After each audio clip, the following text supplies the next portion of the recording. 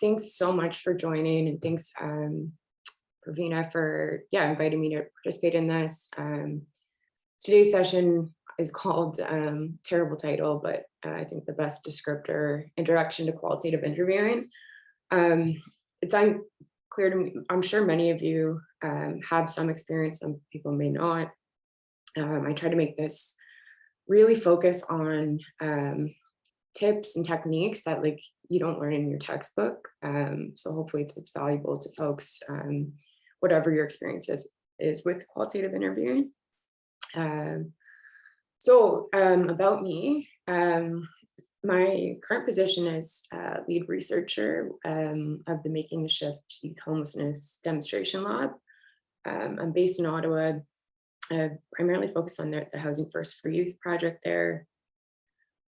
I'm passionate about using creative methods for conducting research, especially with people.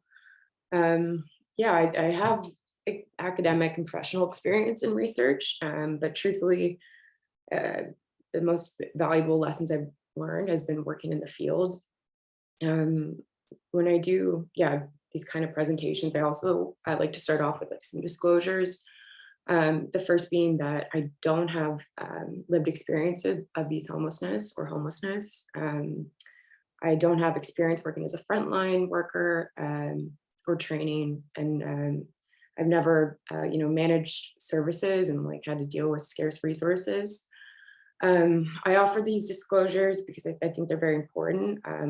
In my role and position as a researcher, a lot of my work's focused on meeting with the people that do have these experiences, hearing their stories, collecting them, and then also having to tell the stories and share them.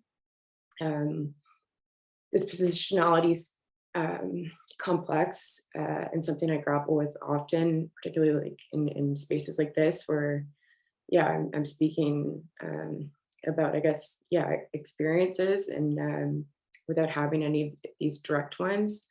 And it's something I continue to grapple with, but as I do grapple with it, I am very committed to doing the best, using the position as researcher and taking it very seriously. I've made a lot of missteps along the way, over the years, and learned a lot. But I've been very fortunate also to work alongside people with lived experience in all these spaces who've been patient and to learn from them. So I just strive for continuous learning in that space. And when I do, have to share experiences, try to do my best to tell their story appropriately and do justice to it.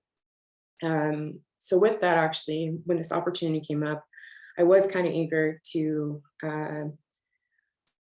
jump in and share some of the mistakes and lessons I've learned along the way across several years of doing research, specifically with people experiencing homelessness or responding to, and share what I've learned along the way and focus on, again, tips that I definitely didn't learn in the textbook. It was only through learning it directly in the field, and again, having created really great relationships with people who were patient with me and helped me to be a better researcher. So with that, I try to condense it into an hour presentation and try to keep this what's valuable here, what can help folks who are doing interviewing, at least from my experience, again, from learnings on mistakes I've made or things that have worked. So I've kind of narrowed it down to five techniques or tips. And so, in today's presentation, I'll go through each one. I'll also say I'm quite nervous, although I was eager to jump into this. If we were in a classroom, it would be much easier. It's my first virtual training, so it's nice seeing folks' faces. But bear with me. in terms of technology. And yeah, I'm going to try to keep it, like, get rid of the nerves and keep it, treat this as if we were in a classroom and could have an open dialogue.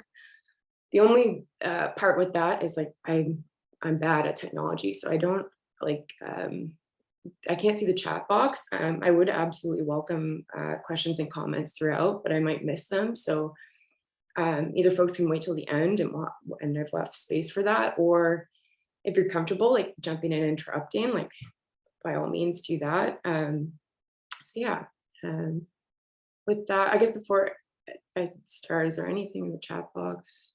No, I can't even see it. So we'll No, you're all good. we'll go right into it. And again, please jump in if you feel comfortable. Okay, 5 techniques. You'll see some, yeah, I leaned into some, like, metaphors here, try to do my best to keep it, yeah, to kind of capture these pieces without being too technical. And again, focusing on, yeah, real learnings from working in the field and working with real people, not textbook style. But the first, like, technique, so these are the 5 techniques, or tips. So the first is determine what you're interviewing for, and we'll dig into that. Craft your skill, interact from the start, set the tempo, go with the flow, and finally roll with the punches. So determine what you're interviewing for. This might sound straightforward, and it can be if you're thinking about it in terms of, you know, the study design or the consent forms that we pass out, that we go through with any participant who's agreeing to participate in research, where it, you know, tells you what the study is for, what it's going to accomplish, why we're doing it. But what I'm trying to convey here, or emphasize, I guess, is, like, to go a bit deeper than that. So of course, yes, it's important to know what, you know, why you're interviewing somebody in the study and the technical pieces and how it's written, the consent. But before you embark on any interview, to really, like, dig into 2 questions, like, who are you interviewing and why are you interviewing them? And what I mean by this is actually to, yes, broadly, generally, like, is if maybe you're working for a professor or like a PI and you're just, you know, a research assistant and you're supporting a study they've designed. Maybe it's your own research for, maybe you're the PI, maybe you're a student embarking on research. Those pieces are great, but as an individual and on any project, regardless of you know, where you fall in terms of designing the study, to, like, really first consider what's in it for me, why am I doing this interview? So yeah, the reflexive part, who am I? Why are you interviewing them? Why am I, you know, as a researcher, what am I yeah, gaining from this? Like, what's in it for me? Am I doing it as employment? Am I doing it, am I collecting interviews as part of my, you know, a thesis, a project, and being transparent with yourself, like, and maybe it's all the above. Maybe there's, you know, altruistic because it's going to make a difference, but unpacking these things and really reflecting on this. I think that when we do this, and again, not something I learned from a textbook, but when you really dig in, and lay that out for yourself, and also be transparent with anybody you're interviewing about those parts, it can help create a better interviewing environment where you're helping to set the expectations for yourself. Like, if you're you know, doing interviews because you've been assigned to, and that's kind of your role, to meet your employment expectations or your academic for a thesis. And also to, yeah, make sure that that's laid out to participants, because it's not always put in the informed consent. So I guess moving away just from, like, the benefits that maybe in a proposal for a study that we're going to, you know, change the world or impact this policy, and thinking also what individuals within the project gain, particularly yourself. And then also importantly, considering what's in it for them. So again, going back to the question, like who are you interviewing? Why are they motivated or maybe not to participate? Considering both these, like what's in it for me and what's in it for them, I think can help you guide the interview and make sure that expectations are being met all around, and really having, a conversation about this. So for people that are doing interviews, they might be more likely to participate for a number of reasons. I laid out a couple. They want to help other people. This has been, in my experience, actually one of the motivations that comes up quite a bit, where people are eager to participate in the interview because they see it, and it's been presented as an opportunity to help other people, to share knowledge, to create change, and a strong motivating factor, absolutely, for a lot of participants. They might be motivated to discuss the topic. Maybe it's something that's like super relevant to them, that they're passionate about. They've been encouraged or told to participate. So this happens too. When we're thinking whether it's people accessing services, or even frontline and service managers, where if their boss has told them, or their caseworker, and then also it's relevant, like it sounds interesting and it's easy for them to do, and ideally there's compensation involved, although not always. So with that, even if none of these conditions are met, and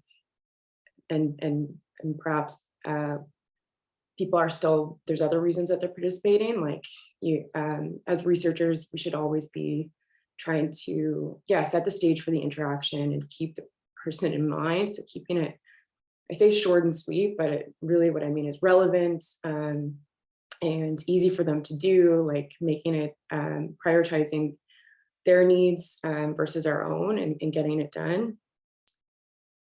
There's also a lot of reasons people don't want to participate in research. I guess if you're new to interviewing, or one thing that I think is important to convey is, like, at least in my experience, 99% of the time, there's nothing, the reasons they don't want to participate in research isn't necessarily because of you as an individual. For sure could be the case, but I say this because I think sometimes, or at least in my experience, when recruiting participants or like seeking them out, there's a lot of rejection, and that's okay. But it can easily be internalized, like, oh, I'm screwing this up, when often there's bigger pieces at play, for instance, when we're asking people to participate in an interview, they're helping us out, so they might just not have time. The interview might also not really serve their interests or needs in the way that maybe they're not being compensated adequately. Maybe they're not being compensated at all, which often happens with when we're doing interviews with people working in the field, responding through service delivery, frontline. They've had negative experience with research in the past, so this is, can be the case, especially for many communities. They've been over-researched, so for some people, it's like, it may go hand in hand with negative experience, but just like sick and tired of being asked to tell their story, and it's just not worth it. But again, like, I guess when you're, try not to self-internalize it and be like, oh, and overcorrect and try to reflect on many of these structural pieces, or reasons that don't have to do with you, like, oh, shit, I'm a bad researcher, and maybe more with the conditions of research and the structures. But in terms of finding ways to support participation, there's many. I think I mentioned this, but remembering they're helping you, I think, keeping this at front and center, like, when we invite people to interviews, it's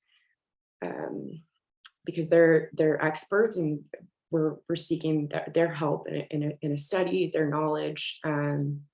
So keeping that front and center and will help, I think, in supporting participation. Be flexible and be patient. So again, if somebody's helping you, it's on you to be meet them where they're at, like do whatever you can to make the interview accessible to them, meet their schedules, be patient if they don't answer, that happens too. So don't stress, set expectations from the beginning. So I'm saying these things, but sometimes there are times where, it's a tight, there's only a couple weeks to do field work, and you don't have a lot of room to be flexible or like time. And so I think it's always good to be clear with that when you're reaching out to folks and inviting them to interviews, set that from the beginning. And then when you can, like really prioritize flexibility. And again, if people don't answer, like there's cases where maybe somebody will answer or they're ghosting you, and that these are all things that happen. Do follow up. I think that, there's many, when we don't know why they may not be answering, you want to make sure that people still have the opportunity to be included if they want to, but also like use discretion. So there's no hard rule book for this, but if you're getting vibes that people don't want to participate, like, leave it. And if it's, your PI or somebody that's telling you, just say, this person, I really got the feeling that they don't, and leave it. But on the other side, following up can be good. I'll use an example actually, where I was a participant in a research study. It was an undergrad, and I was, signed up to make some extra cash. I did the study, and there was a follow-up. And at the time I hadn't worked on a research study yet.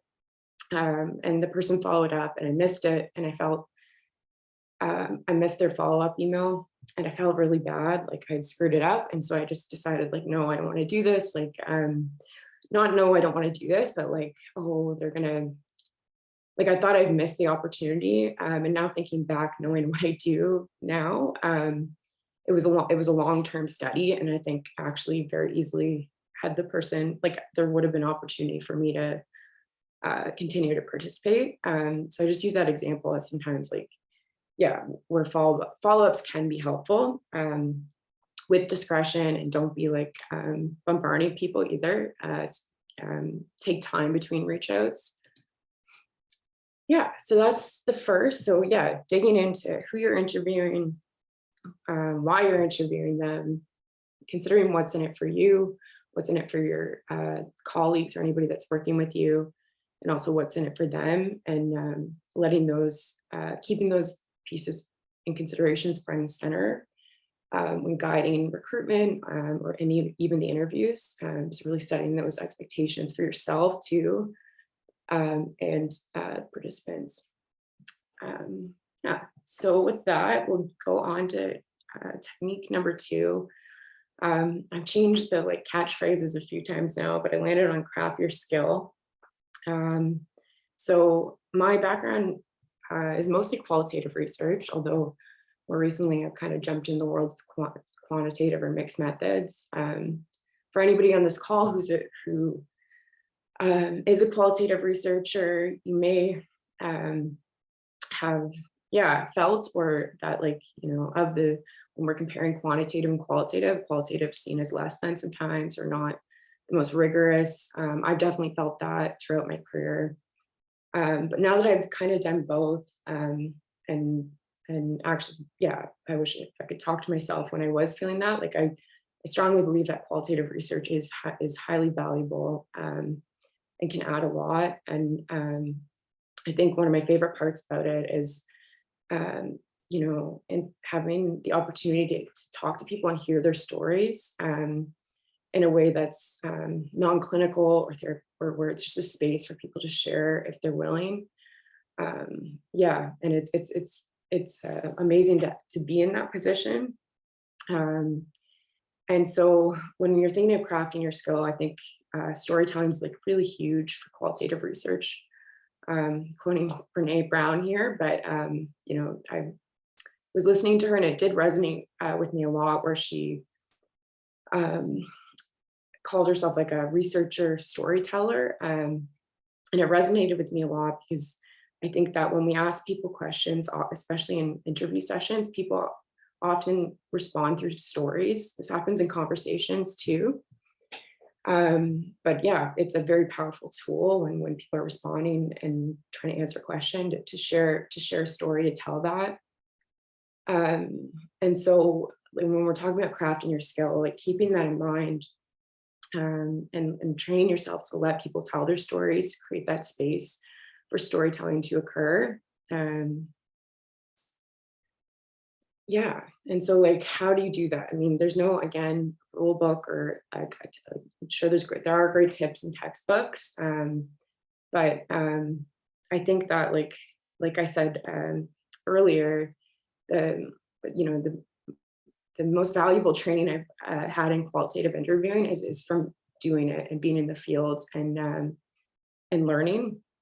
So I think yeah, it's something you can't really learn in a classroom. You have to like you learn firsthand. Some tips and tricks that can definitely help in terms of like creating the space for people to share their stories, for you to hear them, and just create a good interview environment.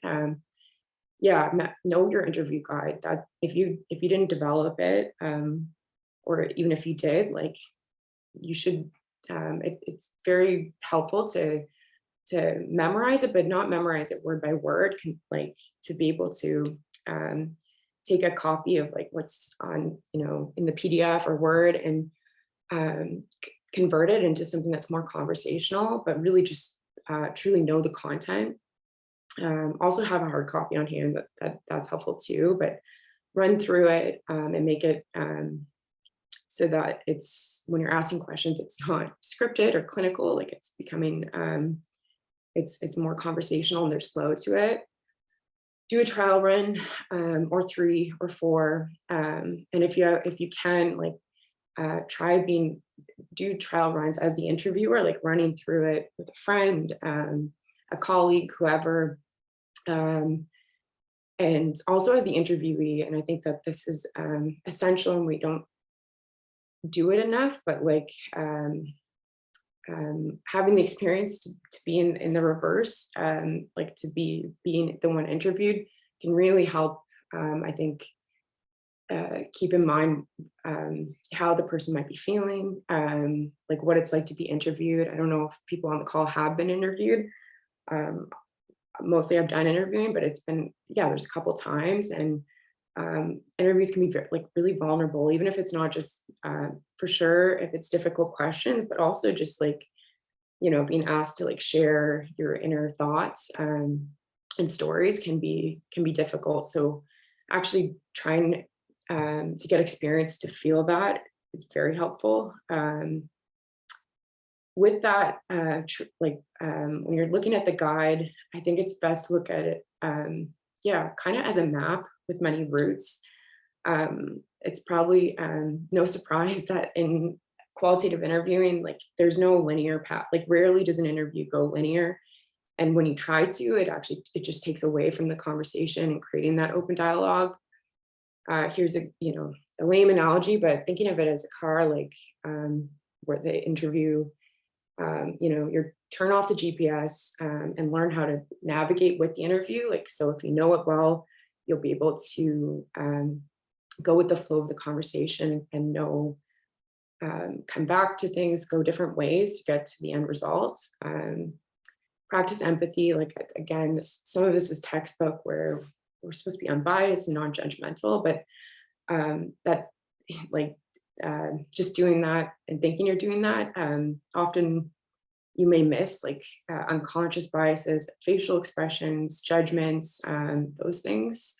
So really try to practice that through your interview, and even video record yourself.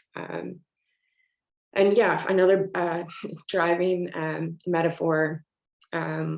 So with the interview guide, you're not actually the driver, even though you have that, you might have the map. I think it's better to look at it like the person you're interviewing is in the driving seat and they're driving the car. Your role is to be the navigator, and easily people in navigating, like I've had this where people become backseat drivers and nobody wants that. So focus on like what if you were driving, you know, what's a good navigator, and also, yeah, how can you be a better navigator where you're still trying to guide them and get them to where you want to go, but aren't um, like are also letting them, yeah, drive and get there and being open to many directions. So one like practical tip that's been really helpful in terms of getting to know your interview guide, practicing it, is going through. And so on the left side on the green, this is like like a top part of an interview guide where you'll see like the first part of most interviews is icebreaker, warm-up questions.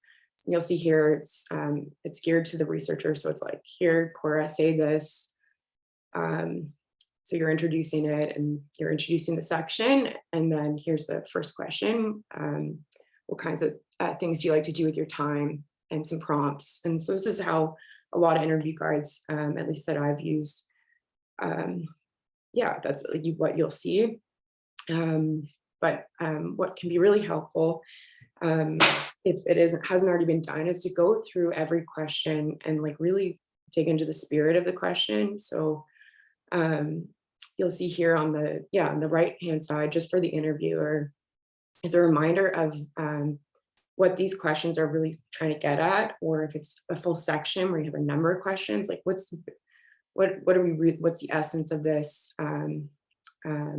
Yeah, what are we trying to gauge from it? And this can be really helpful when you have a lot of questions going on, and sometimes maybe the interview is going in a different direction, or you're just getting lost in words. Like going back to this, the spirit of the question can help.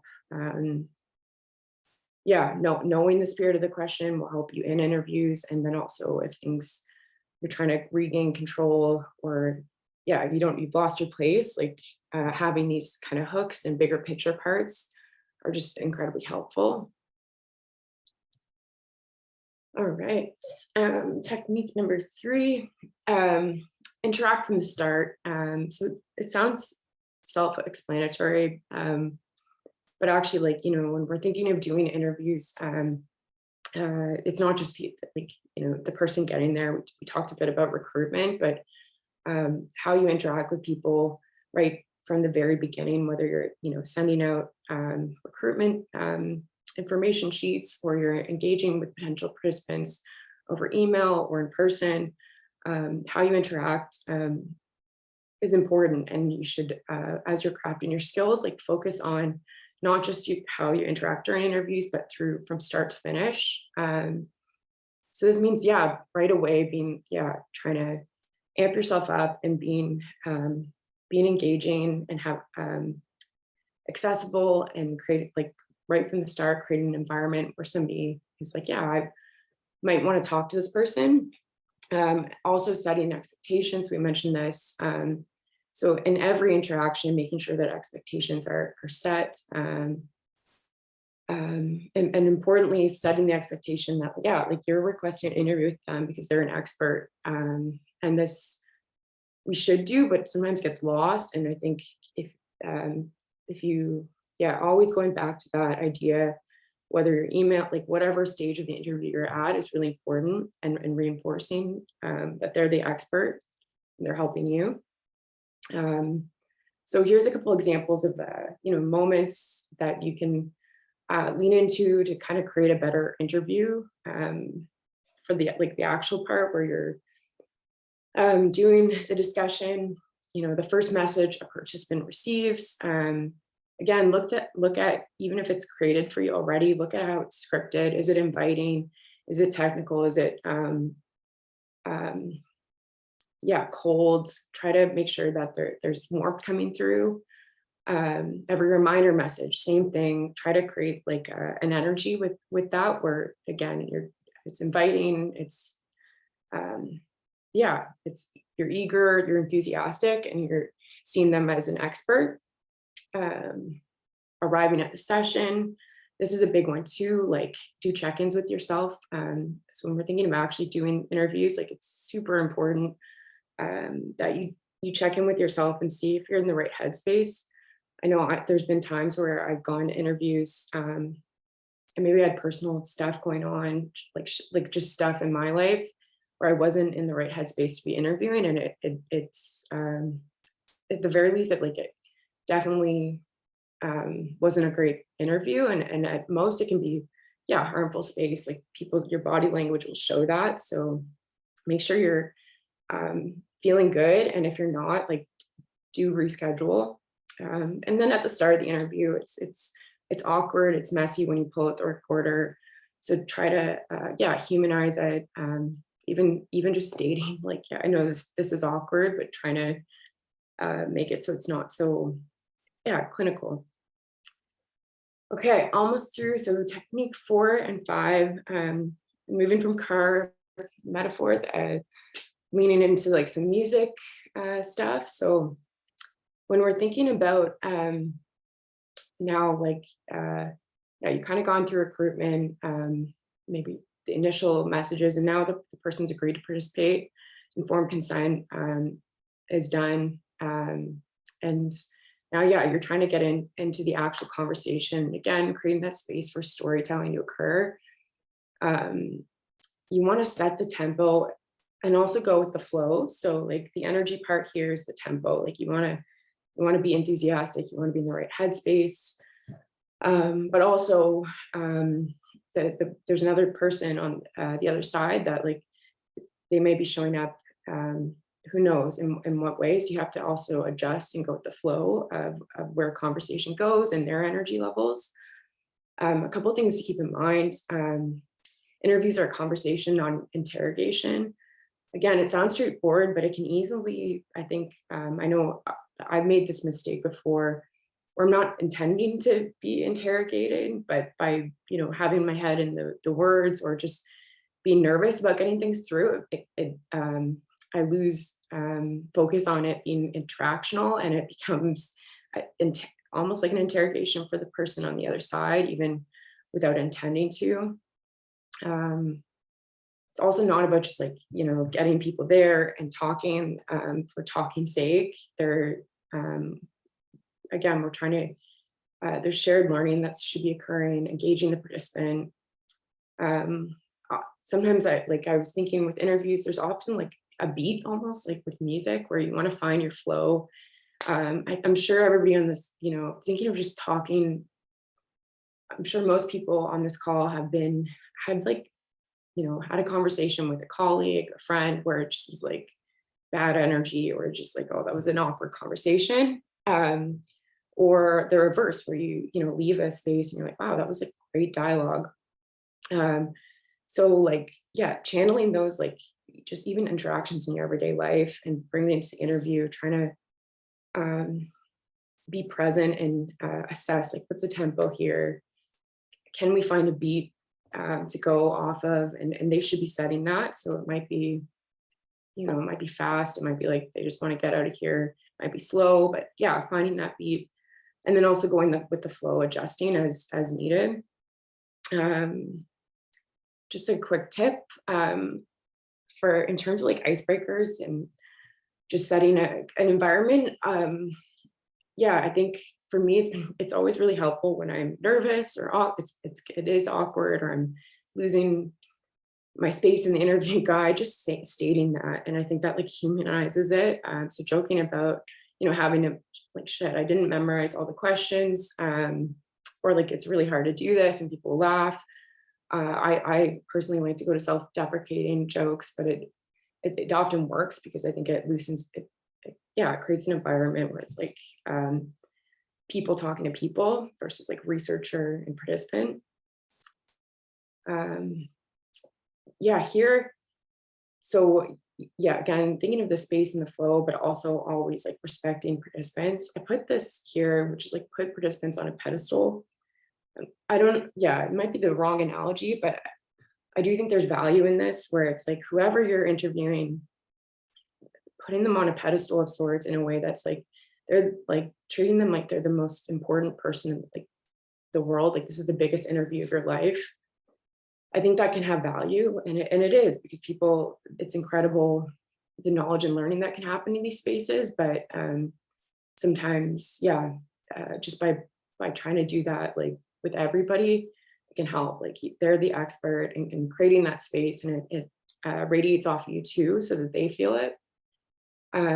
Be transparent and intentional. It's like when we're getting to difficult questions, which many interviews have, try be transparent from the get-go, that before you even get an interview guide, that you're going to be asking difficult questions, giving people the opportunity to back out if they don't, those topics are no-goes, or like to say I don't know. And then even when you're approaching them, again, asking for consent, like asking people if it's okay before you just jump into like really difficult questions. Being always conscious of issues of power, privilege, like sensitive topics. This one's tough, but it's so important. And truly, if you're not feeling uncomfortable when being conscious of these issues or digging in, then you're probably doing it wrong. So yeah, trying to always reflect on that before, during, after, and learning from when maybe, yeah, there was times you could have been more conscious of those pieces. And finally, saying thank you, like really thanking people for their time, ideally with proper compensation too. Although sometimes it's out of our control, but always pushing for that. If it is the PI funding it, or from funders, or if it's yourself, like making sure people are properly compensated and appreciated too. Yeah, so quickly, these are just like, yeah, tips for considering verbal and nonverbal cues, using verbal encouragement in the textbooks, and depending on what kind of discipline you come from, you'll see often that it's like try to avoid leading or positive encouragement, and try to remain unbiased and neutral, and totally listen to the PI and the discipline that you're in. But also me personally, yeah, I find verbal encouragement to be good, and to opt for natural and genuine versus like force, because I think it does a disservice. So of course, not inserting yourself, but just not overthinking about it when you're and verbalizing like, like, yeah, great, like just being consistent and being genuine. And then maybe it's always a tough one, but it is something you can go back and review by listening to your audio recordings or transcripts, to see if, oh shoot, like, maybe I'm saying this too much, or I guess at worst, you don't want to be enthusiastic, saying amazing, and then having like almost like a negative, like that creates a, so just be cognizant, but try to be genuine. Paraphrase, that's a great tool. Conversations, but in interviewing, to say back what you heard the person say. Ask stupid questions. This means like like with interviewing, don't assume. Be okay, comfortable being like, oh, what do you mean by this? Or just, yeah, being like challenging yourself not to feel, and just being really open and asking those questions, even if they sound silly. Return to or just forgo difficult questions. This is, again, sometimes there's pressure, or you feel pressure to get the information. And difficult questions maybe it's the ones you thought were going to be difficult, or maybe it's just one that's not landing with somebody. Like, be comfortable with, like, trust your gut in those situations, and assess whether you maybe should return to it later, or say we can return to it.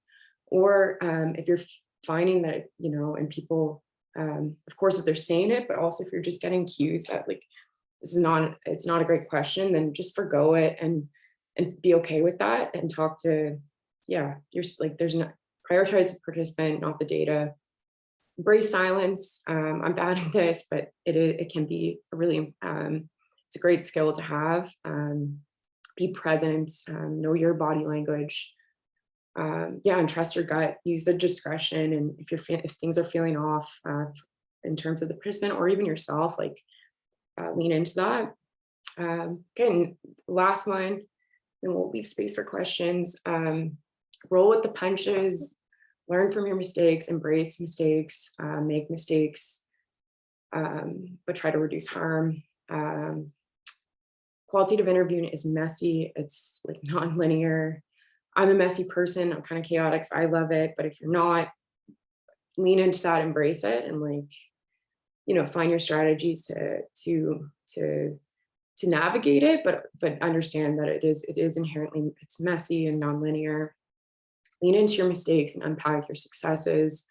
I think the successes part is great. Like there's been moments in interviews that have been like really incredible where for me and the participant, where people for interviewees, where they've shared that that like just having the space to be heard and like talk without um, there being like intervention, or maybe like it being a therapeutic, like a therapy session, is really helpful. And those are like awesome moments to have in interviews where you walk away like this person really enjoyed their time.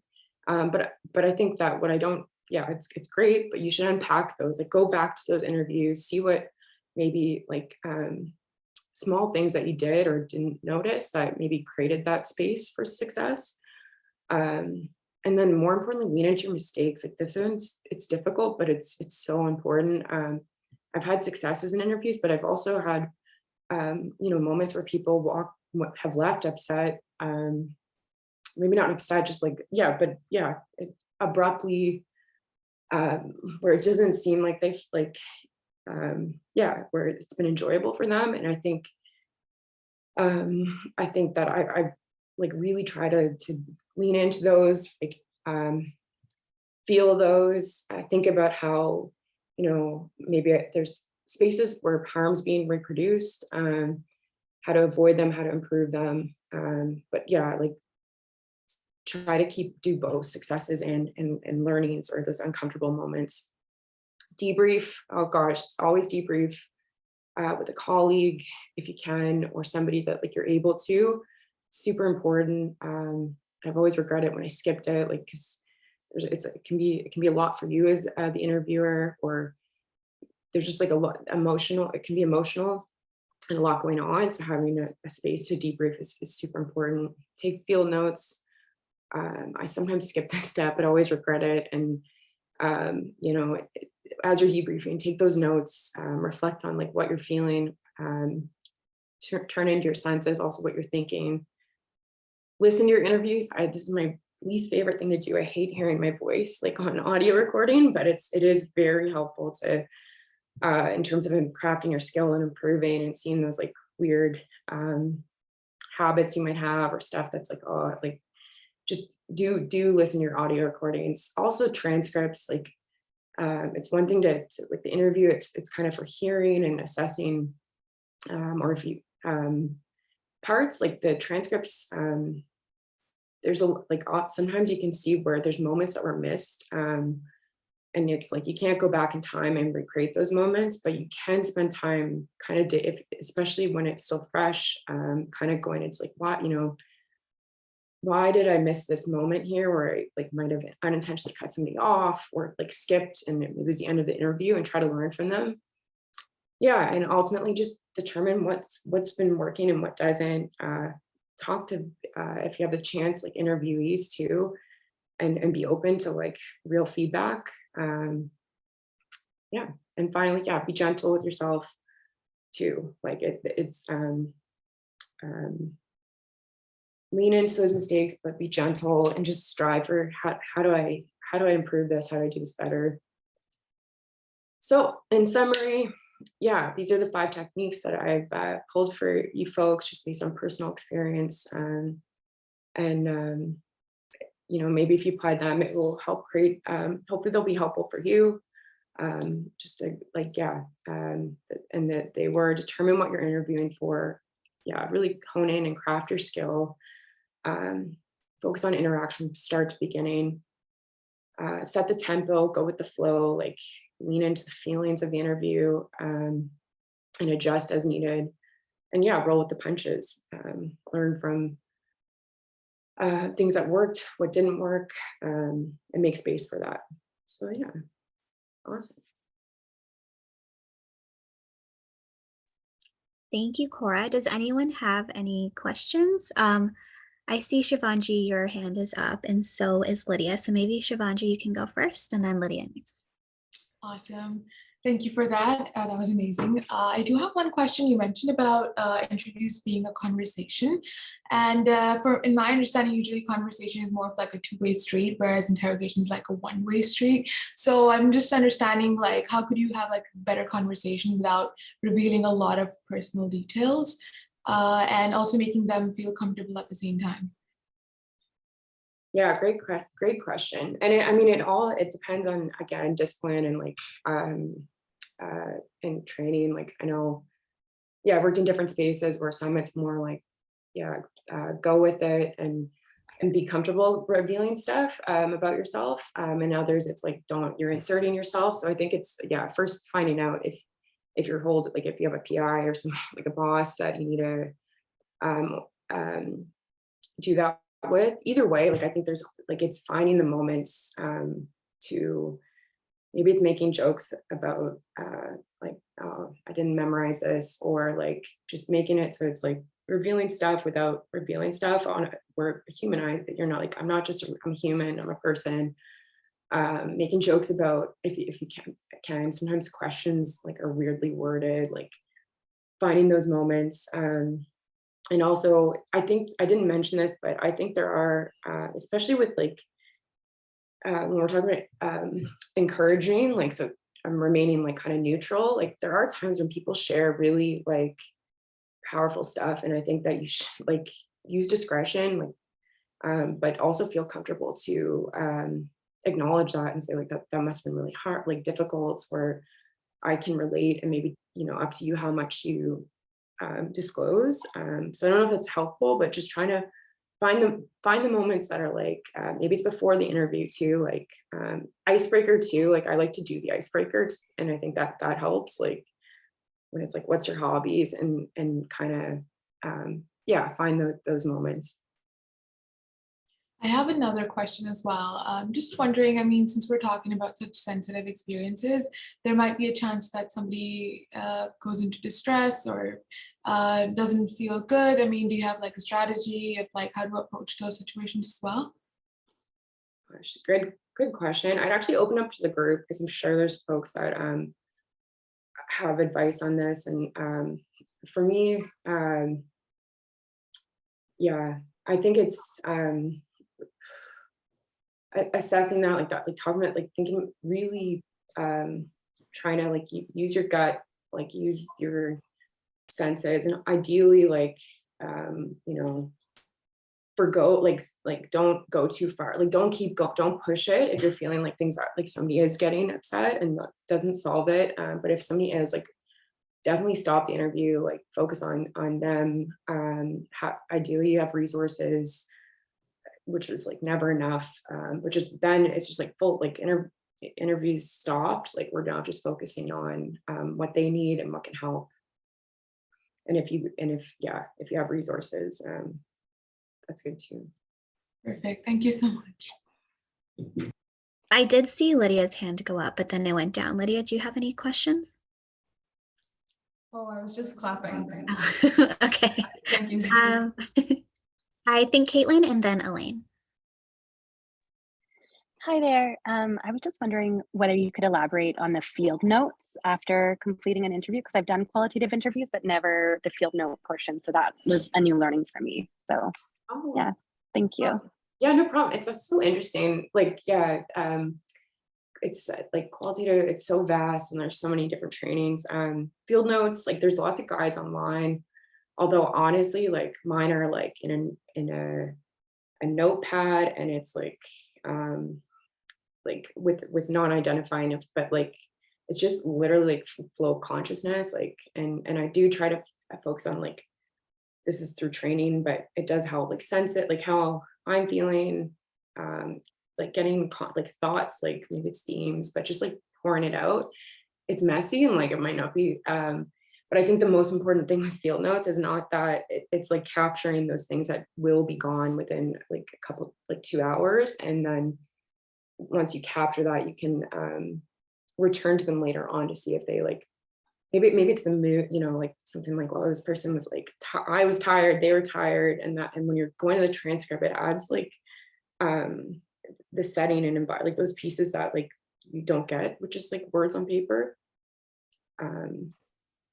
Yeah. I'll have Julia go and then Elaine. Okay, can you hear me? Are we good? Okay, so first of all, I just want to say thank you so much. Like, I think this was A, excellent, and B, validating. I'm really proud to say that 5 RAs on our research team for our project have been here today. And I'm like, yeah, go team. So we are doing a study and we are about to embark on the phase where we're doing our first round of qualitative interviews. The timing on this couldn't be perfect. We're literally choosing our sample. So this is like, I love you guys. But I really want to highlight some things that you said that I think are the most valuable things in life. You said our interviewees are experts. They are the experts of their lives. And that's something that I think is the most important thing to hold true to. And I absolutely love that you like mentioned that several times, and meeting people where they're at. Like, everything that you said throughout, and in addition to your points, was talking about like setting the stage and bringing that like rapport and like really making a comfortable environment. And I think that's so critical. And I'm really happy that you touched on all of those details. So I don't know. I just really, really wanted to say thank you for all of this and for highlighting the many, many things that you have highlighted. And can I make a suggestion? We read this book. It might be backwards to you, but in my counseling course, it was like a brief primer of helping skills by Jeffrey Cotter. And it talks about a lot of the things that you were talking about, like paraphrasing and like, you know, mirroring and parroting types of conversations, and how to approach difficult conversations, and how to like be really like gentle in doing stuff, like having those difficult conversations. So I don't know. I just am really grateful that you I'm gonna take down that resource. And I appreciate the feedback, because I'm nervous that we were like, we need to hug you because this was an excellent presentation. And I loved your analogy of turning off the GPS and learning to navigate, like, because it really has to be an intuitive process. And like, that's the thing where like, and also what you said about qualitative interviewing and qualitative research having a bit of a stigma as not being as good, like it makes quantitative research better. Like, it's like chicken soup without salt, like it's useless. So I'm going to stop talking now, but I can enter the name of this book in the chat. And I really want to thank you for welcoming all of us today and for sharing with us. Thank you. Sorry. No, that was really awesome. You're awesome. Okay. Thank you, Julia. And Elaine, did you have any questions? Yeah, I just wanted to, so first, thank you, Cora. I learned lots and I've been doing research for a while. Thank you, Pravina. This is amazing. In April, somewhere in the Zoom thing, April is there. I just wanted to touch on what do you do when people are in distress? So I've been both a person who's been interviewed and interviewing people who have suffered extreme trauma because of poverty and poverty discrimination. And my first instinct, the first time I did interviews, was to jump in and try to save. And I'm sitting there having to relive my own traumas. And then I quickly learned the art of shut up and listen and be so profoundly present in that space, because folks weren't asking me to stop the research conversation. They were asking me to be present and honor their tears and their trembling bodies and their fumbling and stumbling to talk about something that they've never talked about before. And that's where the richness of the conversations came. And I always started our research conversations grounded in community-based ways. So we always had food together, because with the people that I do work with, food is often so scarce. So it's a way to build that trust. So, but rarely as a participant are folks comfortable with the stories that I tell. And so I have started to not want to share very much, because people don't have, if the researcher doesn't have that shared experience, so that comfortableness is not happening in that way because we're not building a relationship first. So I just wanted, and field notes are the best, the rich data that comes from that, gotta say. So that was just my contribution. No, thanks so much, Lane. Like, you raised like really, really important points, and the shut up and listen, like that's like, I need to replace one of my, like, yeah, that needs to be the title, because like that it is, in addition to everything, like you mentioned, so like, yeah, just one, thank you for sharing and those, and yeah, those contributions. Amazing. I don't see any more hands. Does anyone else have any comments or questions for Cora? Oh, Alicia's left. Okay. Thanks, Alicia. I just wanted to reflect briefly, because I talk a lot, on field notes and how, like from where I stand, I think the power of field notes is that, like you said, they really give that context and that stuff beyond the words. And I think when we're like an ideal situation for me is to have like one recording device, a backup recording device, and I can like throw the stress out the window because I know that everything's going to be captured. And then I just bring in my nice notebook and I'm like, oh, and I'll like note, you know, maybe I'll have a timer so I can note the time and then be like mood, or like just a quick couple words that will like be those things that catch your mind and remind you. So it can be like moral support and like an awesome backup plan. And yeah, I think it's also one of those things that we all think we're going to do super well and then don't necessarily do, like, but yeah, it can have a lot of power when done right.